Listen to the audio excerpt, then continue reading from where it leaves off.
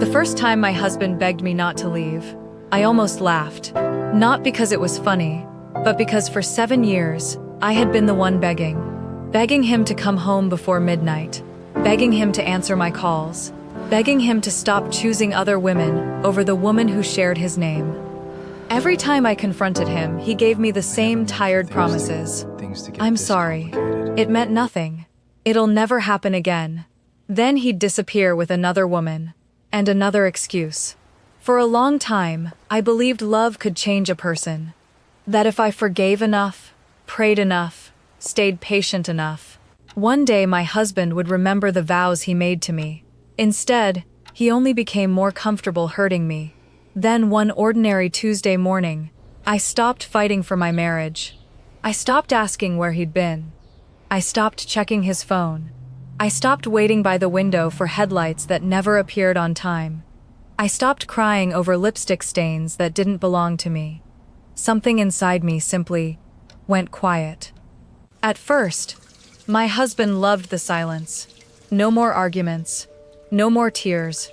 No more uncomfortable questions. One evening, I even overheard him laughing with a friend. I think she finally accepted the way I am. I smiled. Not because he was right, because he was completely wrong. A week later, I changed my phone password. Then I started coming home later than usual. Fresh flowers began appearing in our house. I bought a perfume I'd never worn before. Every Thursday evening, I went somewhere I refused to explain. Sometimes my phone buzzed. I'd read the message, smile, and lock the screen before he could see it. For the first time in years, I looked happy. That's when everything changed. The man who never cared where I went suddenly wanted to know where I was every minute. The man who ignored my tears suddenly couldn't sleep.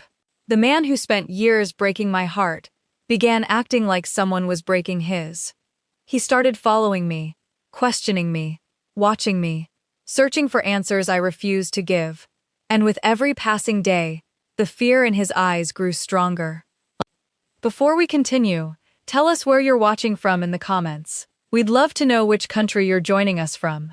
If you enjoy emotional Afro-Korean romance stories filled with unforgettable twists, don't forget to like this video and subscribe for more. What my husband didn't realize was that the game he thought he understood had already changed. And before it was over, one of us would finally understand what it truly meant to lose the person who never stopped loving you. It didn't start this way. 7 years ago, my husband, Nam-jun, held my face in his hands on a quiet street corner in Seoul and promised me forever.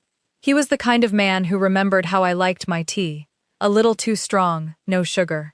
He held every door, pulled out every chair, made me feel, in those early months, like the only woman who had ever existed in his world. I moved my entire life to be with him.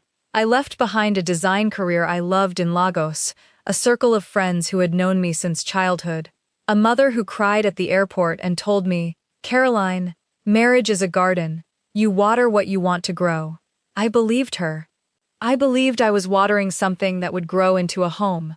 For the first year, it did. Then, slowly, the way water dries out of soil you stop tending, things began to change. Nam-jun's late nights became more frequent. His phone became a locked door instead of an open book. I began noticing perfume on his collar that wasn't mine, floral, sharp, unfamiliar, and excuses that grew more elaborate with each passing month. It was a client dinner. She's just a colleague from the Busan office. You're imagining things, Caroline. I wasn't imagining anything. I was living inside the slow erosion of a marriage I had crossed an ocean for. The first time I found lipstick on his shirt collar, I locked myself in our bathroom and cried until my chest ached. I remember sitting on the cold tile floor, staring at my own reflection in the cabinet mirror, wondering what I had done wrong, wondering if I wasn't beautiful enough, attentive enough, patient enough. By the third time, I confronted him directly, holding the evidence in my shaking hand. "Nam-jun, whose lipstick is this?" He looked at it for a long moment, then met my eyes with an expression I would come to know intimately over the following years. The practiced calm of a man who had learned exactly what to say to make the storm pass. "I'm sorry," he said. It meant nothing. It'll never happen again. I wanted so badly to believe him that I did. By the fifth time, I didn't cry anymore. I simply asked, in a voice stripped of emotion, "Why do you keep doing this to us?" His answer never changed, word for word, like a script he'd memorized. "I'm sorry, it meant nothing. It'll never happen again." I began to wonder if he even heard himself say it anymore, or if the words had become as automatic to him as breathing. My younger sister, Adaeze, was the only person back home who knew the full truth. We spoke every Sunday, and every Sunday, I found new ways to describe the same pain in different words. "Caroline, why do you keep letting him do this to you?" she asked one night, her voice tight with frustration I could feel across continents. "Because I still love him," I told her, the way I always did, "and because I believe people can change if you love them enough, if you're patient enough, if you pray enough." She went quiet on the other end of the line. There was nothing left for her to say. I had made my choice, again and again, for 7 years, and no amount of her worry could unmake it for me. I prayed for that marriage the way some women pray for rain during drought, desperately, repeatedly, refusing to believe the sky had nothing left to give. I told myself that if I forgave enough, prayed enough, stayed patient enough, one day my husband would remember the vows he made to me in that small church, with white flowers, and a promise neither of us understood the weight of yet. Instead, my patience seemed only to make him more comfortable hurting me. Each apology came a little faster, a little emptier, like he had learned that my forgiveness was a door that would always open, no matter how many times he walked through it and back out again. I don't know exactly when something in me finally broke, not shattered, but broke in the way a rope frays slowly until one final thread gives way without any warning. But I remember the morning I felt it happen. It was an ordinary Tuesday. Gray sky, cold coffee, Nam-jun already gone before I woke, his side of the bed cold. I lay there for a long moment, staring at the ceiling, and I realized, with a strange and sudden clarity, that I was simply tired. Not angry, not devastated. Just tired, in the deepest part of myself, of waiting for a man who had never once given me a real reason to keep waiting. So I stopped. I stopped asking where he'd been the night before. I stopped checking his phone while he showered, my heart pounding with a mixture of hope and dread every single time. I stopped standing at the window at midnight, watching headlights that never turned into our driveway. I stopped crying over lipstick stains and unfamiliar perfume and excuses I no longer had the energy to dissect. Something inside me had simply gone quiet, the way a house goes quiet after everyone inside has finally stopped fighting. At first, Nam-jun loved the silence. Our home, which had been a battlefield of tears and accusations for years, became eerily peaceful. No more late-night confrontations. No more red-rimmed eyes at breakfast. No more uncomfortable questions waiting for him the moment he walked through the door. I heard him one evening, laughing on the phone with his closest friend, Minho, his voice light in a way I hadn't heard in years. "I think she finally accepted the way I am," he said, and I could hear the relief in his voice, the quiet triumph of a man who believed he had won something. I stood in the hallway outside our bedroom, listening, and I smiled, not because he was right, because he had never been more wrong in his life. A week after that phone call, I did something small that felt, in the moment, larger than it should have. I changed my phone password, the same password I'd used for 7 years, the one he knew by heart, the one that had never needed to be a secret because I had never had anything to hide.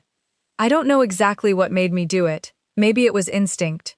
Maybe some part of me already understood that I was beginning to build something just for myself. Something that deserved to be protected, even if I couldn't yet name what that something was. Nam-jun noticed almost immediately. I watched him try my old password on my phone one morning while I made breakfast, thinking I wasn't paying attention. I watched his brow furrow when it didn't work. I said nothing. I simply continued cracking eggs into the pan, humming softly to myself, a habit I hadn't had in years. He didn't ask me about it, not yet. But I saw the question sitting behind his eyes, unspoken, uncertain. Over the following weeks, small things in me continued to shift, quietly, without announcement. I started coming home later than usual. Nothing dramatic, just later, with no explanation offered and none demanded, because for the first time in years, no one was standing at the door waiting to interrogate me the moment I walked in. Fresh flowers began appearing on our dining table, purchased by my own hand on the way home from wherever I'd been. I picked up a new perfume one afternoon on a whim, something warm and unfamiliar, bolder than anything I'd worn in years. Nothing at all like the soft floral scent Nam-jun used to say reminded him of home. And every Thursday evening, without fail, I left the house dressed with quiet, deliberate care, offering nothing but a small, unfamiliar smile when he asked, almost carefully now, where I was going. Out, I would say. Just that single word. Out. He didn't push, not in those early weeks.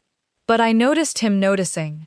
I noticed the way his eyes followed me to the door each Thursday evening, the way his fork would pause mid-air over his plate when my phone lit up at the dinner table and I turned the screen face down without a word of explanation. For the first time in 7 years, my husband was the one left wondering.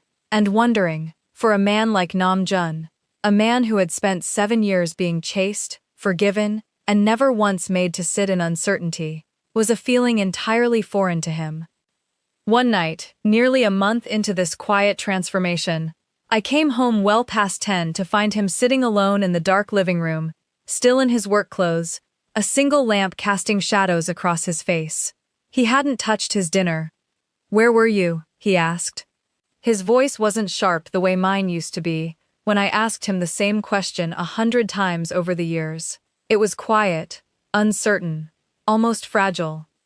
"Out," I said, and continued past him toward the stairs. "Caroline." His voice stopped me at the bottom step. I turned to look at him.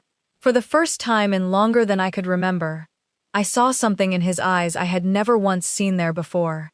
Not in 7 years of marriage. I saw fear. "You've been different," he said slowly. "For weeks now. You're never home. You smile at your phone and hide the screen from me. You bought perfume I've never smelled on you before. Flowers I never gave you. What is going on with you?" I studied him for a long moment before I answered, choosing my words carefully. "I'm simply living, Nam-jun," I said. "For the first time in a long time, I'm simply living." I turned and continued up the stairs, leaving him sitting alone in the half-dark, and as I reached the top step, I heard him say something under his breath. So quiet I almost missed it, but not quite. "Who is he?" I paused at the top of the stairs, my hand resting on the railing, and I said nothing at all. I let the silence answer for me. The same silence he had grown so comfortable with for 7 years, never once realizing that silence could become the sharpest weapon a woman ever learns to wield. Behind me, I heard him rise from the couch. I heard his footsteps cross the living room floor toward the front hallway, toward his car keys hanging by the door. I didn't need to turn around to know what he was about to do. He was going to follow me. I saw him almost immediately. 2 streets behind mine, his car angled the way no innocent man parks when he's simply driving somewhere. Too far from the curb, headlights off a beat too late. He thought he was invisible. Nam-jun had never once had to be careful in 7 years of marriage. I had always been the one watching, waiting, wondering where he was and who he was with. He had no practice at being the one who followed. He didn't know yet how exhausting it was, how it hollows out a person to spend an evening tracking someone else's movements instead of living their own life. I said nothing. I kept driving, kept my radio low, kept the small, knowing smile on my face that I'm certain, even in the dark of my rearview mirror, he could somehow feel. I caught him again 2 days later at the mall, pretending to study his phone near a shop window, while I browsed a rack of dresses 15 feet away. I watched his reflection in the glass, watched him glance up every few seconds, watched him quickly look away when our eyes nearly met. He wasn't good at this. 7 years of getting away with things had made him careless, and now that carelessness was working against him. I bought the dress. I didn't acknowledge him. I simply walked out with my bag swinging gently at my side, humming under my breath, and let him wonder what exactly he had just witnessed. That Thursday arrived the way it always did now, with quiet anticipation instead of dread. I dressed with care, the way I had every week for the past month, choosing a soft green blouse I'd bought for myself, the kind of color I used to avoid because Nam-jun once said he preferred me in blue. I drove across town to a hotel downtown, the kind with a glass-fronted lobby and soft jazz drifting from hidden speakers near the entrance. I didn't look back to confirm whether he'd followed. I already knew. Inside, a man was waiting near the elevators, tall, well-dressed, and easy, professional warmth in his smile. His name was Junho. He greeted me the way a colleague greets a colleague, though I understood, even then, exactly how it would look to anyone watching from across the street with jealous, frightened eyes. "You look radiant tonight, Caroline," he said, and gestured for me to walk with him toward the elevator bank. "I feel radiant," I told him honestly, and we disappeared together behind the closing doors. Upstairs, in a small conference room that smelled faintly of coffee and new paper, 5 other women were already seated around a low table, laughing at something one of them had said. I didn't tell Nam-jun about this part. I didn't tell him about any of it yet. But if he had followed us up instead of standing frozen on the sidewalk, he would have seen something far less dramatic than what his imagination was already building. He would have seen a woman named Grace showing off a set of mock-up business cards. He would have seen a woman named Priya crying, briefly, over something her ex-husband had said to their daughter, and 5 other women reaching for her hand at the same time, without being asked. He would have seen me, quietly, taking notes. He saw none of that.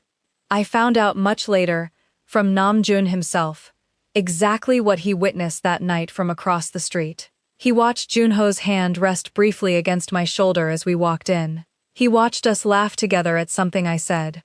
He watched us vanish behind those elevator doors. And something in him, he told me, cracked open in a way 7 years of his own infidelity never once had.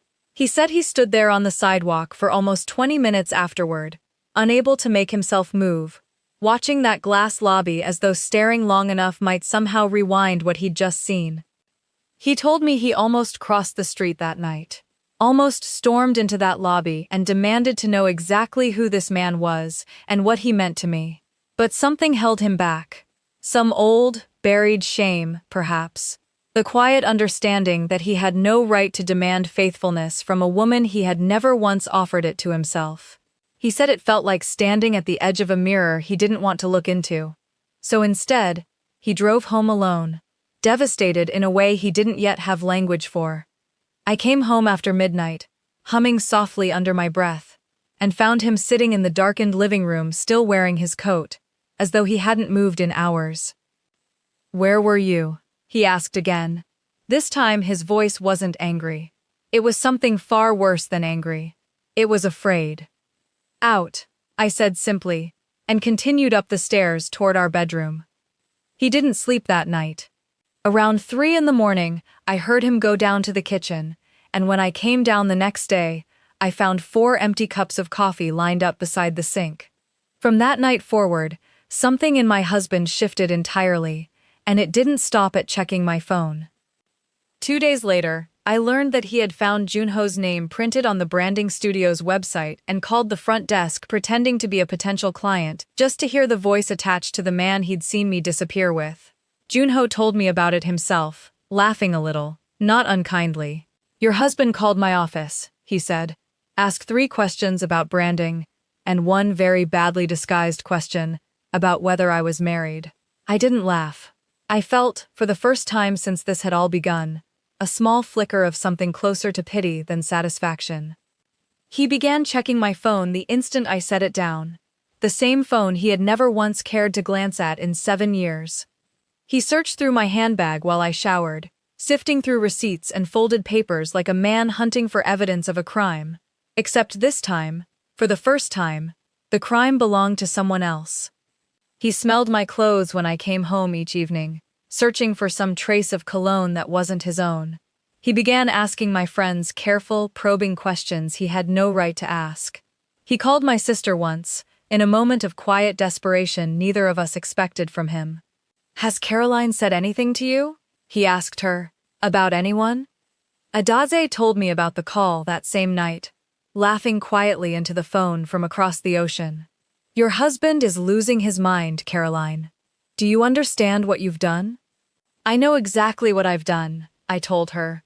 And for the first time in years, the sound of my own laughter surprised even me. What none of us expected was Somi. I hadn't heard her name spoken aloud in months. Not since the last time I'd found her voice whispering through Nam-jun's phone speaker late at night. But one evening, close to 8, the doorbell rang, and I opened it to find a woman I recognized instantly from a photograph I had once found and wished I hadn't. Tall, composed, arms crossed against the cold. "Is Nam-jun here?" she asked, not bothering to introduce herself. She didn't need to. He came to the door behind me, and I watched his face drain of color. "You stopped answering me," Somi said, her voice tight. 3 weeks. No calls, no texts. I want to know why, and I want to hear it from you, not from silence. I stepped back and let him answer her on the porch. In the cold, in full view of the street, instead of pulling him inside to spare him the discomfort the way I might have once. I watched him say the words slowly, like a man setting down something heavy he'd carried too long. "It's over, Somi. All of it. I should have ended it honestly a long time ago instead of just going quiet. I'm sorry." She didn't cry. She didn't shout. She simply looked at him for a long moment, then at me standing in the doorway behind him, and said, "She must be something," before turning and walking back to her car. He stood on the porch for a while after she'd gone, his breath fogging in the cold air, before he finally came back inside. He didn't try to explain it to me. He didn't need to. I had watched him choose, in real time, in a way words on a phone screen could never have proven to me. Meanwhile, I continued living precisely as I had been. My Thursday evenings remained sacred and unexplained. My phone stayed locked, its screen turned face down at dinner. I kept smiling at messages I never once showed him, kept humming while I cooked, kept coming home a little happier with each passing week than I had been the week before. Then, one gray Tuesday afternoon, I came home to find him standing rigid in the kitchen, holding a small folded piece of paper between shaking fingers. "What is this?" he asked, his voice barely above a whisper. It was a receipt from a jewelry store. One I had entirely forgotten was still tucked into my coat pocket. I hadn't hidden it. I simply hadn't thought to remove it. "Who is this for?" he demanded, holding it out toward me. There, printed clearly at the bottom, was a name unfamiliar to him, a man's name, Junho's name, listed as the consultant who'd assisted with the purchase.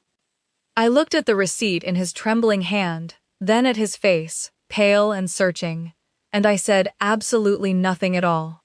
I simply reached out, took the paper gently from his fingers, folded it once, and walked past him toward the stairs, without offering a single word of explanation. He didn't follow me that time. I think, for the first time in our marriage, my husband was too afraid of what he might actually hear if he asked. Over the days that followed, I watched Nam-jun unravel in ways I could never have imagined witnessing after 7 years of watching myself unravel instead. He called me 4, 5, sometimes 6 times a day, his voice tight with barely restrained panic each time I let it ring twice before answering. He started coming home early. He started asking about my day, genuinely asking, waiting patiently for my answer, instead of scrolling absently through his phone, the way he had for years while I spoke into empty air. None of it moved me the way it might have once, back when I still believed love alone could be enough to fix what was broken between us.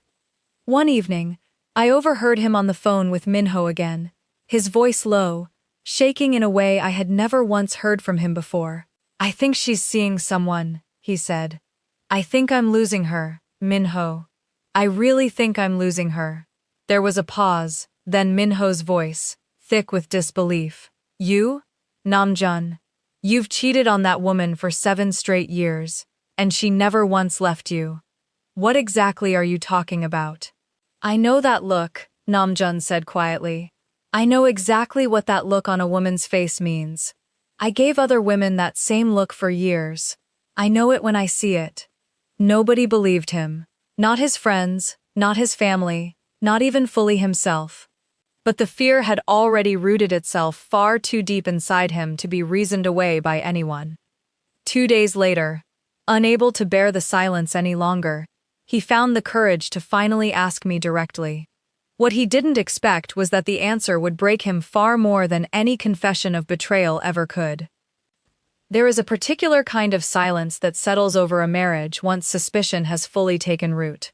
Not the peaceful silence of two people at rest, but the tense, watchful silence of two people circling one another, each waiting for the other to make the first careless move. That silence had filled every room of our house by the time Nam-jun finally found the courage to break it. It was a quiet Sunday evening. I was in our bedroom folding laundry, the last of the daylight fading gold through the curtains, when he appeared in the doorway holding the jewelry receipt, now soft and creased from weeks of being carried in his pocket like a wound he couldn't stop touching. I need to know, he said, his voice stripped of all the anger I might have once expected. I need to know who he is, Caroline. I promise I won't be angry. I just need to know. I set down the shirt I'd been folding and looked at him. He looked smaller than the man I'd married, tired in a way that had nothing to do with sleep. Sit down, I told him. He sat, perched at the edge of our bed, like a man waiting for a verdict. His name is Junho, I said. He's a photographer and a branding consultant. I met him 8 weeks ago at a workshop I found online. On a night when I couldn't sleep and didn't want to lie awake thinking about you anymore. He flinched, but didn't speak. A workshop for what? He finally managed, his voice barely holding steady. For women rebuilding their lives, I said. After loss, after betrayal, after marriages that had quietly stopped feeling like homes. So it's true, he said quietly, more to himself than to me. There were others there. Not just. He stopped himself. Not just me, no, I said. There was a woman there whose husband had died 2 years ago and still hadn't learned how to be a person again. Another whose partner left her for someone younger and made her feel invisible in her own skin. We sat together every week and talked, and slowly, we stopped feeling like women who had simply survived something. We started feeling like women who were building something. The hotel, he said suddenly, sitting forward. That night, I watched you walk in with him. I saw his hand on your shoulder. Caroline, I stood on that sidewalk for 20 minutes, I thought. His voice cracked and he didn't finish the sentence. He was congratulating me, I said. That was the night my shop officially launched online. We celebrated together with the rest of the group in the lounge downstairs afterward. You left before we ever came back down. You never saw any of that part. You only saw the version that looked the way you were already afraid it would look. He didn't argue. He looked down at his own hands, turning them over as though searching for something written there. The flowers, he said, quieter now. The perfume. The receipt for the necklace. I bought every single one of those things myself, I said. The flowers. Because I realized I hadn't bought myself anything beautiful in 7 years of marriage. The perfume, because I wanted to smell like someone new. Someone who wasn't simply waiting for you to finally notice her. And the necklace. It wasn't a question anymore. He said it like a man bracing for the last blow. I crossed the room to my jewelry box, lifted the lid, and drew out a thin gold chain. I held it out so he could read it for himself. Choose yourself. Breathe, his lips moving silently around them. I watched something break open across his face. Not the sharp, panicked fear he'd carried for weeks, but something deeper. Grief. You never cheated, he said. It wasn't a question. It was a man finally accepting a truth he'd spent weeks too afraid to face. Not once, I said. Not in 7 years, Nam-jun, no matter how many reasons you gave me along the way. Then why? His voice broke completely. Why let me believe? Because for 7 years I begged you to see me, I said. my own voice finally trembling after weeks of staying carefully composed. I begged you to choose me, to stay home, to put your phone down. I cried, I pleaded, I forgave you more times than I could ever count, and none of it made you pay attention to me. But the moment I stopped begging, the moment I finally started paying attention to myself instead, suddenly you couldn't sleep. Suddenly you couldn't eat. Suddenly you were calling me 5 times a day. He opened his mouth. No words came. I didn't build any of this to punish you, I said. I built a life, Nam-jun, for myself. Somewhere in the middle of building it, you finally started paying attention to me again. That was never the plan. It simply happened to be the result. He sat in silence for a long moment, and I realized, watching him, that this was the first time in 7 years I had ever truly seen my husband understand what he had almost lost. I've been so afraid, he finally whispered. These past weeks. I haven't felt fear like this since I was a boy, Caroline. Good, I said, and though it cost me something deep to say it, I meant every word. Now you finally understand what 7 years of that exact fear felt like for me. He reached for my hand. I let him take it, though I didn't return the grip, not yet. What happens now? He asked quietly. I didn't answer him right away. For 7 years I had rushed to soothe him, to fill every silence with reassurance. That night, I let the discomfort simply exist between us. I don't know if I can prove anything to you tonight, he said, filling the silence himself for once. But I need you to give me a chance to. Please. I studied him for a long moment, the fear still sitting behind his eyes, the honesty in it that hadn't been there in years. 1 month, I said finally. No promises, no declarations, no grand gestures to convince me. I don't want to hear it, Nam-jun. I want to watch it. If in 1 month you're still the man sitting in front of me right now, we'll talk about what comes after. If you're not, I let the sentence end itself. He nodded slowly, and I saw him understand, for the first time, exactly what he was agreeing to. I didn't tell him what would happen if he failed. I didn't need to. We both already knew. What neither of us knew yet was how quickly that 1 month would be tested, or how close he would come, in the very first week, to losing everything all over again. Nam-jun didn't sleep that night. Neither did I. By morning, something in him had shifted. Quieter, heavier, like a man who had finally set down a weight he had carried so long he'd forgotten it was even there. He didn't go to work that day. Instead, I found him at the kitchen table, his phone laid flat in front of him, scrolling slowly through his contact list, one name at a time. What are you doing? I asked quietly. Ending things, he said, without looking up. All of them, every number. Every name I hid behind instead of facing you honestly. By the end of that week, he had deleted every contact that had no place in our marriage. He blocked numbers one by one. He changed his own passwords, then slid the phone across the table toward me, unlocked, and left it there between us. I'm not doing this so you'll trust me again overnight, he said. I'm doing this because I finally understand what it cost you to stay quiet and dignified, while I quietly destroyed something you were trying so hard to protect. 4 days into my 1-month test, his phone lit up on the kitchen counter while he was in the shower. I saw the name before I could stop myself from seeing it. Somi. I didn't answer it.